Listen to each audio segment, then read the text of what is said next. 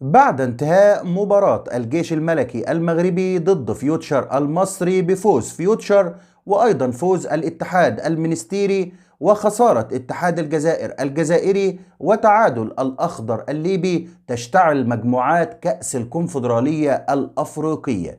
السلام عليكم ورحمة الله.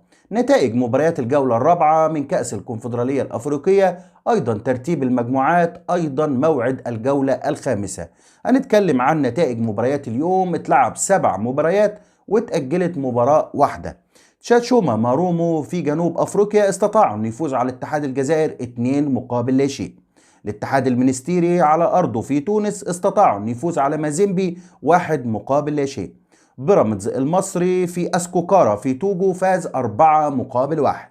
يانج أفريكانز ضد ريال باماكو 2 مقابل لا شيء. ريفرز يونايتد وموتيما بيمبي تم تأجيلها النهاردة. الأخضر الليبي ضد السانتي إلوي 1 مقابل 1. فيوتشر فاز على الجيش الملكي في القاهرة 2 مقابل لا شيء. ديابل نوار بيخسر من أسيك ميموزا 0 مقابل 1. ليصبح ترتيب المجموعات الأربعة كالآتي: المجموعة الأولى مارومو تشاتشوما في الصدارة 9 نقاط، اتحاد الجزائر في المركز الثاني 7 نقاط، سانتي إلوي في المركز الثالث 4 نقاط، الأخضر الليبي في المركز الثاني الأخير نقطتين. يبقى المجموعة الأولى في منافسة قوية بين مارومو واتحاد الجزائر على المركز الأول والثاني، وسانتي إلوي يتابع من بعيد ومن الممكن جدا أن يتأهل في هذه المجموعة. اكتبوا لنا توقعاتكم في المجموعة الأولى. هل اتحاد الجزائر يخطف الصدارة أم مارومو يخطف الصدارة؟ المجموعة الثانية اللي موجود فيها أسك في الصدارة ب7 نقاط، ريفرز من 3 مباريات عنده 6 نقاط، ديابل نوار عنده 4 نقاط، وموتيما بيمبي من 3 مباريات عنده نقطتين في مباراة مؤجلة في هذه المجموعة ما بين ريفرز يونايتد وموتيما بيمبي. المجموعة الثالثة المشتعلة بقوة اللي فيها 3 أندية عربية. النهاردة بعد انتهاء الجولة الرابعة بيراميدز موجود في الصدارة ب8 نقاط، الجيش الملكي في المركز الثاني ب7 نقاط، فيوتشر يعود للمنافسة في المركز الثالث ب5 نقاط، وأسكوكارا في المركز الرابع عنده نقطة واحدة.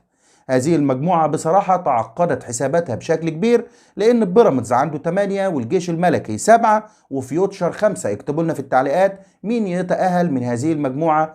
طبعا نتمنى أكيد كل فرقنا العربية تكون موجودة، لكن للأسف سيودع فريق عربي هذه المجموعة. المجموعة الرابعة الاتحاد المنستيري في الصدارة 10 نقاط ويقترب كثيرا من الصعود.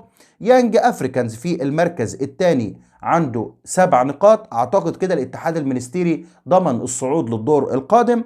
يانج أفريكانز 7 نقاط، مازيمبي 3 نقاط، وريال باماكو عنده نقطتين. طبعا الاتحاد المنستيري مليون مبروك، أداء جيد جدا جدا في هذه البطولة.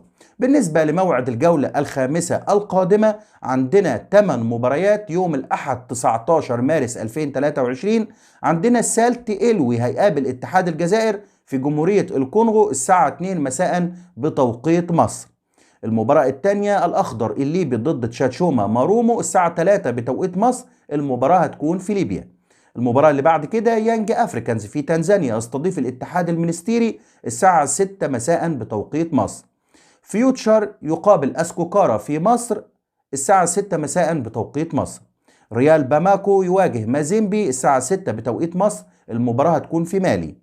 ريفرز يونايتد هيقابل ديابل نوار الساعة 6 مساء بتوقيت مصر، المباراة في نيجيريا.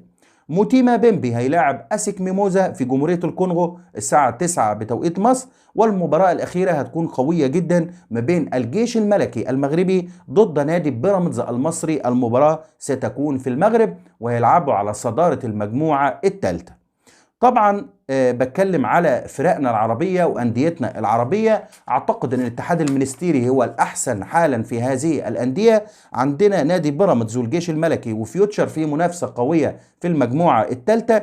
المجموعة الثانية ما عندناش أندية عربية. المجموعة الأولى طبعا اتحاد الجزائر قريب جدا من الصعود، الأخضر الليبي للأسف يعني يقترب من توديع البطولة. اكتبوا لنا توقعاتكم في التعليقات مين يقدر من أنديتنا العربية يتأهل للدور الثاني وإلى الأدوار المتقدمة. ما تنسوش اللايك والاشتراك في القناة، والسلام عليكم ورحمة الله وبركاته.